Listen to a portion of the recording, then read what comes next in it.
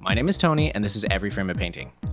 Today I'm going to switch things up a bit and talk about problem solving. One of the reasons I like filmmaking is that sometimes you have to design a solution to a particular stumbling block.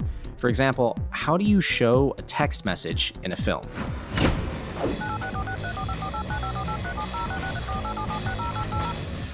It's an interesting conundrum.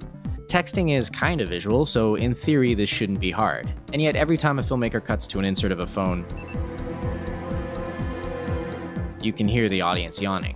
A lot of films just make it so the characters don't text, or they read the messages out loud like idiots. Or worse, they invent some reason for the phones not to work. 97% nationwide coverage, and we find ourselves in that 3%. But in the last 4 or 5 years, something's happened. Filmmakers have started adopting a new formal convention, the on-screen text message. It has exploded in just a few years. I first noticed it on the BBC version of Sherlock. But after consulting Twitter, we found earlier examples in soap operas, teen movies, and in films from South Korea and Japan. Regardless of where you first saw it, this is a great example of how film form is always evolving. So why are filmmakers adopting this? I think there's 3 simple reasons. First off, it saves money. If you have a story where texting is important, the director can save a ton of money by not shooting 60 close-ups of phones. All you need is After Effects and this guy. Andrew Kramer here for VideoCopilot.net. Second, it's artistically efficient. Shot reverse shot is slow because the phone has to be on screen long enough to read it, sometimes in huge, ridiculous grandma font. On-screen texting solves a lot of this.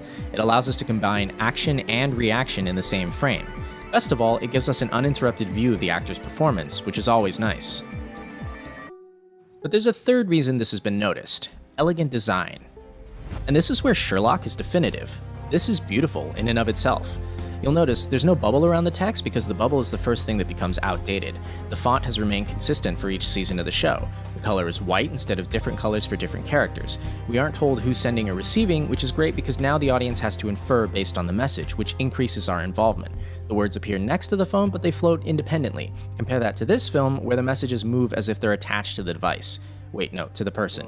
No, to the device. Make up your mind. So who knows? Maybe this will be a new convention, maybe it's just a stepping stone. No. But while Sherlock seems to have solved how to do text messages, we have another issue. Many people have tried, but we still don't have that one really good way of depicting the internet. Some methods are not exactly cheap. Others are kinda inefficient. And others, well, you know. I am actually a big fan of one new development, the desktop film, where all of the action takes place directly on the screen. Let me show you.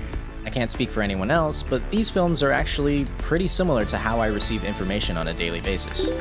Some have emotional resonance, some are mysterious, and some are wonderfully experimental.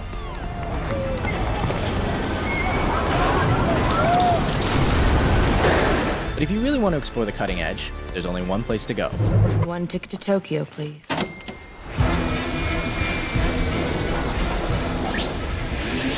Where for the last 2 decades, animation has been coming up with wild and crazy ways to show the world online. Whether they be super flat and floating, or message board posts as inner titles, or plugging into a separate green online world. And there's a bunch of other fascinating possibilities that may or may not work in other films, but are really interesting just to consider. Even live-action films from Asian directors have tried this. Physical rooms where people chat, or an animated world within the cell phone. All of these are experiments, and some are honestly failures. But that's good because people are trying.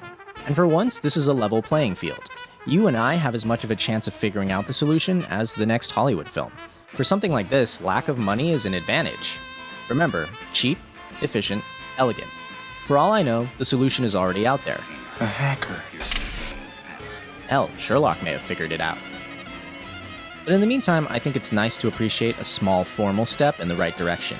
This is proof that film form is not set in stone. People don't stop inventing this stuff. And right now, at least, I see a big problem we haven't solved yet, and a very level playing field for anyone who wants to go for it.